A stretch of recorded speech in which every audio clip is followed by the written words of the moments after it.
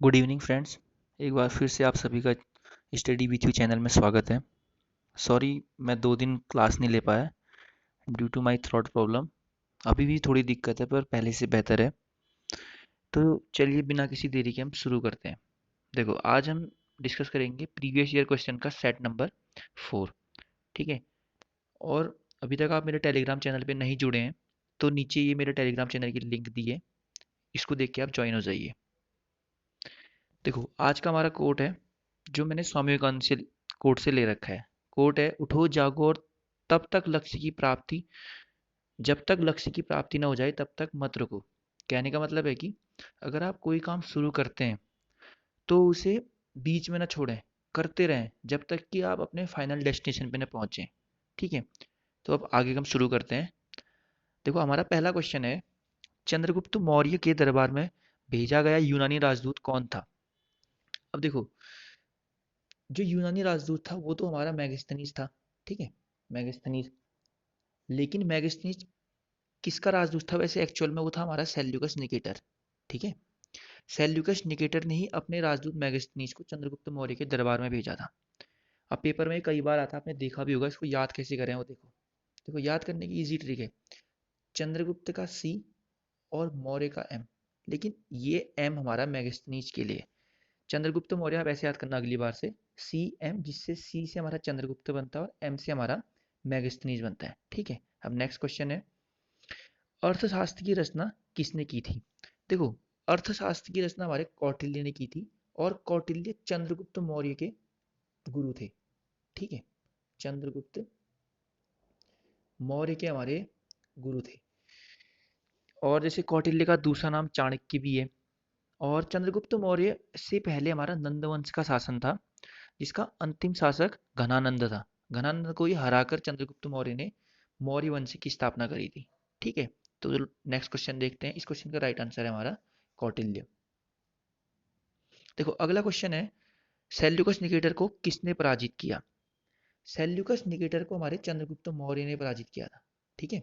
और जो Seleucus Nicator था उसकी बेटी थी हेलेना। उसके साथ चंद्रगुप्त मौर्य की शादी हुई थी। ये क्वेश्चन भी आता है कि चंद्रगुप्त मौर्य की शादी किससे हुई थी? तो हुई थी सेल्यूकस निकेटर की बेटी हेलेना से। ठीक है। Next question. नेक्स्ट क्वेश्चन है, तक्षशिला विश्वविद्यालय किन दो नदियों के बीच स्थित है? अब देखो, सबसे तक्षशिला विश्वविद्यालय जो है हमारा, वो हमारा इस तरीके से यहाँ पर पाकिस्तान एरिया में पड़ता है। ठीक है।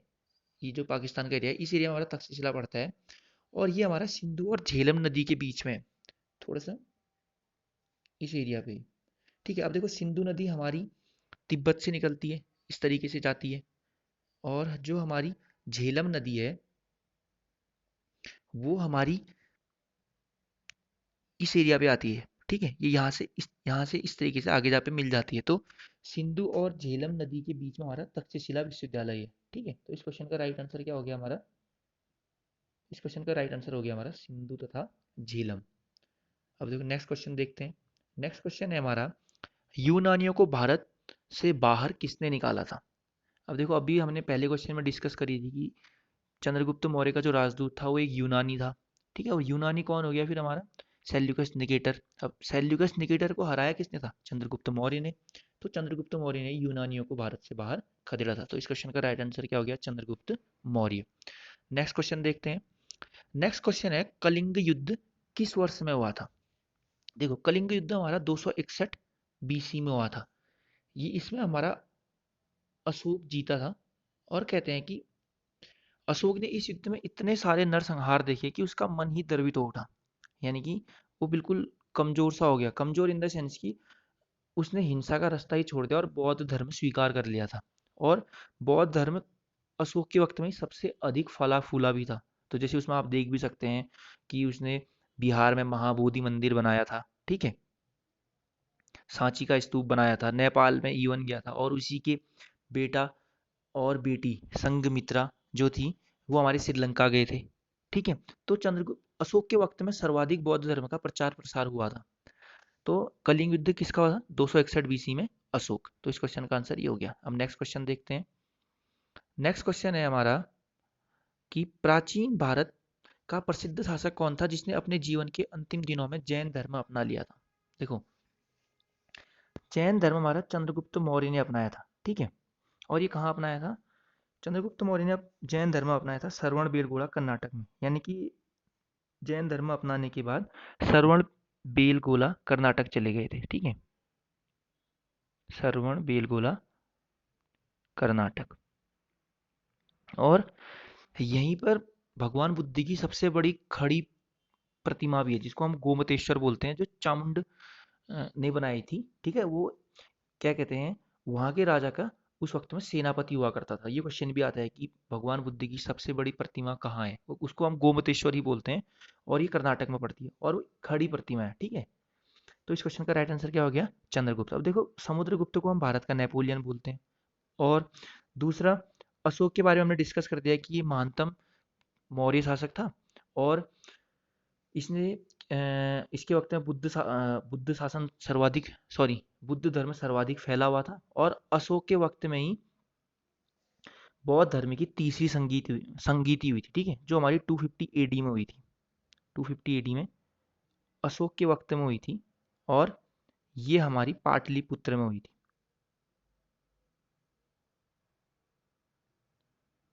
ये हमारी बौद्ध धर्म की तीसरी संगीति है, ठीक है। तो ये इस क्वेश्चन के अलावा एक्स्ट्रा फैक्ट हो गए। तो नेक्स्ट क्वेश्चन देखते हैं।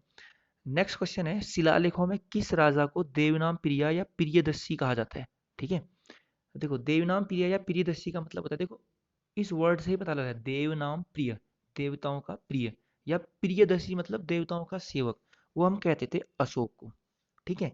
अब जो हर्ष है, ये कन्नौज शासक था, और हर्षवर्धन का दरबारी कवि कौन था? बाणभट्ट, ठीक है। चंद्रगुप्त का हमारा कौन था? चाणक्य या कौटिल्य। और हमारा इस क्वेश्चन का तो राइट आंसर क्या हो गया हमारा? इस क्वेश्चन का हमारा राइट आंसर हो गया अशोक, ठीक है। शिलालेखों में किस राजा को देवनाम प्रिय या प्रियदर्शी कहा जाता है? अशोक। अब नेक्स्ट क्वेश्चन देखते हैं। नेक्स्ट क्वेश्चन है, मौर्य वंश के बाद निम्नलिखित में से किसने मगध पर शासन किया? अब देखो, पेपर में कई बार आता है कि इस वंश के बाद क्या, उस वंश के बाद क्या, तो थोड़ा सा ना इसको हम एक छोटी सी ट्रिक से पूरे देख लेते हैं। ट्रिक है, देखो हमारी, ह सीना, थोड़ी अजीब सी है, लेकिन अगर ये एक बार हम याद कर लेना, ये काफी इंपॉर्टेंट होने वाली है आगे। जब भी इस, अगर हम मौर्य वंश, गुप्त वंश, ये चीजें आई, या शिशुनाग वंश, तो कभी आप गलती नहीं करोगे। देखो क्या है, हसीना मा सी, ठीक है। देखो, ह से हमारा क्या है? हर्यक वंश। सी से शिशुनाग वंश। नौ से नंद वंश। मा से मौर्य वंश। सौ से शक। फिर कु से कुषाण, ठीक है। तो क्या हो गया? हस इसमें आप इवन इसको हटा भी सकते हैं, जो ये वाली चीज है, इसको आप इरेज कर सकते हैं, इसकी जरूरत नहीं है। देखो क्या है, हसीना मा सकू, तो ह से हर्यक वंश, सी से शिशुनाग, नौ से नंद वंश, मा से मौर्य वंश, सौ से शक वंश, कौ से कुषाण वंश। तो देखो क्वेश्चन क्या है कि मौर्य वंश के बाद कौन सा आया था? तो मौर्य वंश के बाद देखो कौन सा आया इसमें से, सॉरी थोड़ा सा मैंने ना गलती सी कर दी, कि गलती क्या करी कि ये हमारा शक है, और ये वाला हमारा शिशुनाग।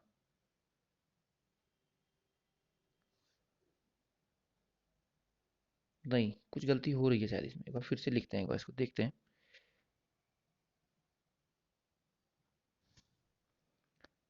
ह सीना मा सकु सी। ह से तो हमारा हर्यक वंश हो गया। सी से शिशुनाग हो गया।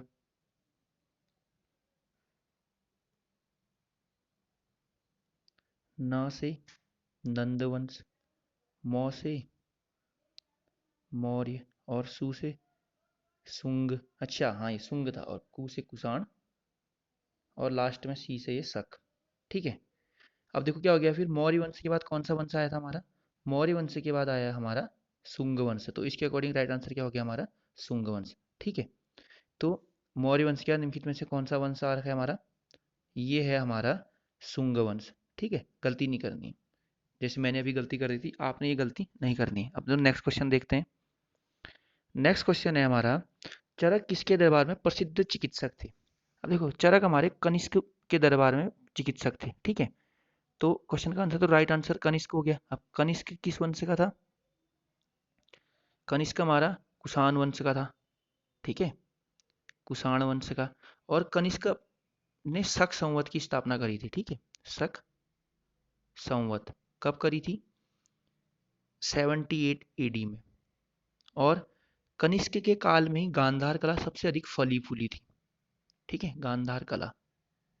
गांधार कला हिंद और यूनानियों का जो कला है उसका मिश्रण है।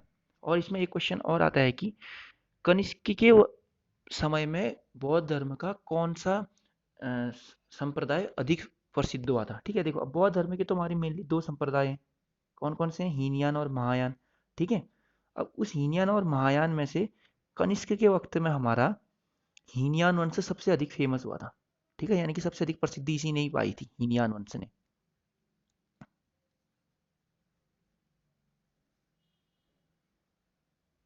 तो ये हमारे इस क्वेश्चन के अलावा एक्स्ट्रा फैक्ट हो गए, और इस क्वेश्चन का राइट आंसर क्या हो गया हमारा? कनिष्क। चलो नेक्स्ट क्वेश्चन देख लेते हैं। नेक्स्ट क्वेश्चन है, निम्नलिखित में से पहली बार किसने बिहार के बोध गया में महाबोधि मंदिर का निर्माण करवाया था? देखो, अपने अभी ये ऑलरेडी डिस्कस कर दिया, तो इसमें हम ज्यादा वो नहीं जाएंगे, सीधे इसका आंसर क्या हो जाएगा? Ashok. Next question. Next question है हमारा, निम्नलिखित में से किसने सांची के स्तूप का निर्माण करवाया? ये भी हम ऑलरेडी डिस्कस कर चुके हैं, तो इसका आंसर क्या हो जाएगा? अशोक। ठीक है, अगला क्वेश्चन। अगला क्वेश्चन है, कनिष्क किस वर्ष में राज्य शासन पर आरूढ़ हुए? आरूढ़ हुए कहने का मतलब है कि किस वर्ष वो राजा बने। तो इसका आंसर है 78 ईस्वी। ठीक है, इसी इन्होंने उस वक्त क्या किया था? शकों को हराया था। 78 ईस्वी में इन्होंने शकों को हराया था, तो उसी खुशी में, इनकी शकों को हराने के उपलक्ष्य में उन्होंने शक संवत की स्थापना करी थी, जो हमारा क्या कहते हैं 78 ईस्वी का है। ठीक है, और आज हमारा करंट में भी जो भारत सरकार है वो इसी संवत के अकॉर्डिंग चलती है। देखो, आप दिखता भी होगा कि हिंदी में जब आप कैलेंडर देखोगे शक संवत। ठीक है, एक और आता है हमारा विक्रम संवत, उसको भी लिख लेते हैं, विक्रम संवत। ठीक है, अब देखो, विक्रम संवत है 58 ईस्वी का, ये चंद्रगुप्त मौर्य ने किया था। ठीक है, और शक संवत कनिष्क ने, विक्रम संवत चंद्रगुप्त ने। Next question. नेक्स्ट क्वेश्चन है, संगम काल में रोमन व्यापार का केंद्र बताइए। ठीक है, देखो, रोमन व्यापार व्यापार जब भी क्या होता है हमारा, उस वक्त में कहाँ से होता है? समुद्री मार्ग से। ठीक है, तो संगम काल में जो हमारा समुद्री वो था एक बंदरगाह, वो कौन सा था? अरिकमेडु। बहुत इंपॉर्टेंट क्वेश्चन है। ठीक है, बहुत बार आ चुका है, तो इसको अच्छे से लिख भी लें। तो संगम काल में रोमन व्यापार कहाँ से होता था? अरिकमेडु से। अब देखते हैं नेक्स्ट क्वेश्चन। नेक्स्ट क्वेश्चन है, राजा खारवेल किस चेदी वंश के महानतम शासक थे? देखो, राजा खारवेल हमारे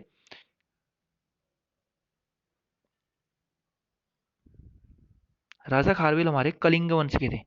इसमें एक क्वेश्चन आता भी है कि कई बार आपने देखा भी होगा कि पेपर में आता है कि कलिंग जो वंश है उसमें, यानी कि राजा खारवेल के शिलालेख कहाँ से मिलते हैं? ठीक है, तो वो मिलते हैं कलिंग से। और राजा खारवेल किस वंश के थे? ये भी इंपॉर्टेंट है, चेदी वंश के शासक थे। ठीक है, तो ये हमारा इस क्वेश्चन का राइट आंसर हो गया। अब ये हमारे आज के क्वेश्चन थे। अगर आपको क्वेश्चन पसंद आए हो तो वीडियो को लाइक करें, चैनल को सब्सक्राइब करें। अब से वीडियो डेली होगी, रोजाना पड़ेगी। बस बीच में थोड़ी तबीयत के खराब होने की वजह से मैं 2 दिन डाल नहीं पाया था, लेकिन अब वीडियो में कंटिन्यू रहेगी। और ये मेरा टेलीग्राम चैनल है, अगर आप इस पर जुड़े नहीं हैं तो जुड़ जाइए, क्योंकि ये आप ही के लिए फ़ायदा है। ठीक है, यहाँ आपको पीडीएफ मिलेंगी, और इसमें हर दिन के पोल वाइज क्वेश्चन भी दिखेंगे। अभी मैं जस्ट ये वीडियो अपलोड करने के बाद उसमें आज के क्वेश्चंस के इंपॉर्टेंट जो बहुत ज़्यादा इंपॉर्टेंट क्वेश्चन है, उनमें 5 से 6 क्वेश्चन को टेलीग्राम में अपलोड करता हूँ। ठीक है, आप पोल क्वेश्चन के थ्रू उनमें आंसर करिए, देखते हैं कि कितने लोग वीडियो देख रहे हैं, उनको राइट आंसर करते हैं। ठीक है, आज की वीडियो का हम टारगेट रखते हैं 15 लाइक, तो प्लीज़ दोस्तों लाइक ज़रूर करें। ठीक है, जिससे मुझे भी मोटिवेशन मिले। Thank you.